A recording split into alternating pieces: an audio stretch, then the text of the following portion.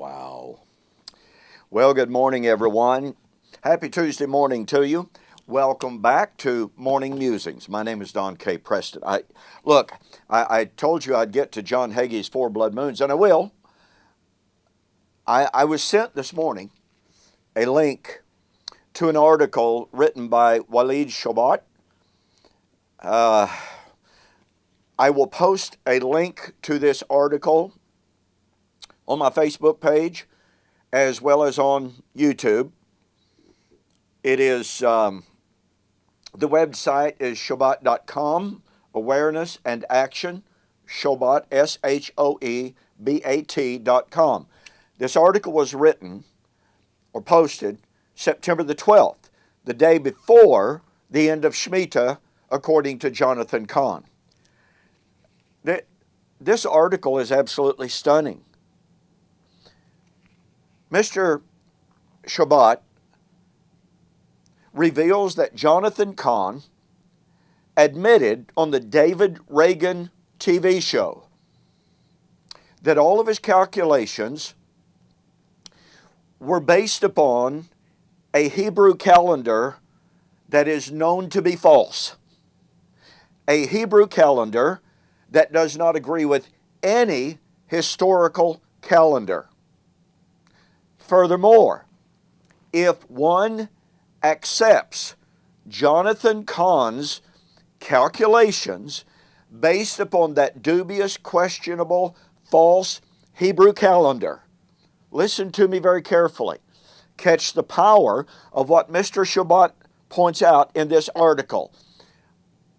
The headline here is Bombshell. Jonathan Cahn admits his books and his Jewish calendar forces Messianic believers to deny Jesus was Messiah. Do you catch that? All of these thousands, perhaps hundreds of thousands of people who have been living in fear about what was supposed to have taken place September the 13th, and now here we are the day before September the 23rd, in which many of Cahn's believers have said, oh, well, okay, it didn't happen on the 13th, but it will on the 23rd because that's the Day of Atonement, that's the real end of Shemitah. Well, listen to me very carefully, ladies and gentlemen. I realized and I knew, but it wasn't soaking into me until I read the entirety of Mr. Shobat's article. I knew that there were some severe problems with the ancient Hebrew calendar. Matter of fact, there is a 200-year discrepancy between the historical calendar and the rabbinic calendar. But, dummy me, I hadn't put the pieces together like Mr. Shobat did. Boy, I tell you, it's always great to learn. But as he points out, what Mr. Cahn has done, he has accepted the Hebraic calendar. As a matter of fact, Mr. Shobat says that Cahn's revision, even of that calendar, Cahn's own version, never has existed, period. Now, do you catch that?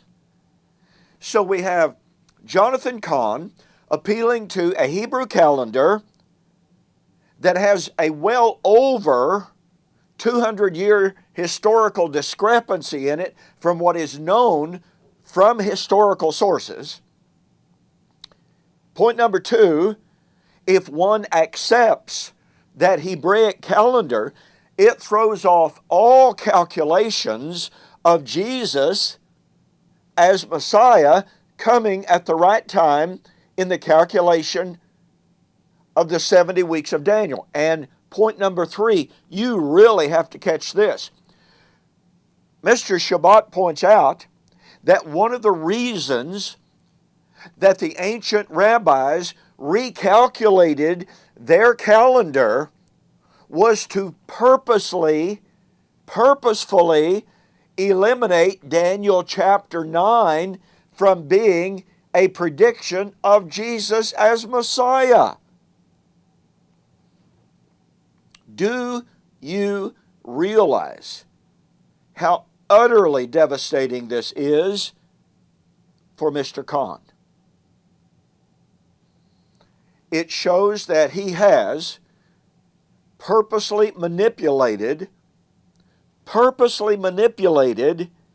a false calendar, created another calendar that, as Mr. Shabbat says, doesn't even exist, period. But in his calculations, based upon this false calendar, he has, as Mr. Shabbat shows, even on the David Reagan TV program, his own acceptance of that Hebraic calendar eliminates Jesus as Messiah. I want to say again, and I want to say as kindly as possible, to the hundreds of you who have written to me calling me a false teacher because I rejected Mr. Cahn. I want to appeal to you, heart to heart, to think seriously about this information at Shobot.com, the article written by Mr. Walid Shabbat. He not only exposes Mr. Cahn's or reveals Mr. Cahn's own admissions, his own admissions done on TV, but he shows where Mr. Cahn's claims about the stock market rise and falls are historically totally inaccurate. Folks, you've got to read this article. We are one day away from the, quote, official end of Shemitah, according to many who have watched my videos. All of your fear, all of your, may I use the word kindly, all of your paranoia, and all of your predictions about the collapse of America will be shown to be false tomorrow. May I kindly and respectfully appeal to you to get into the Word. Get into the Word and take Jesus' word for when he said the end was to be, and that was in the first century. Matthew 16, 27, 28, Matthew 24, 34, and on it goes. Please accept the apostles' statements that the coming of the Lord and the end of the age had drawn near 2,000 years ago. Please stop listening and reading and following the fearmongers and the false prophets like Jonathan Cahn, John Hagee, Mark Blitz, and all the rest. Thanks so much for joining me for this morning's morning musings. I'll post the article. Please read it carefully, all right? We'll see you on the flip side.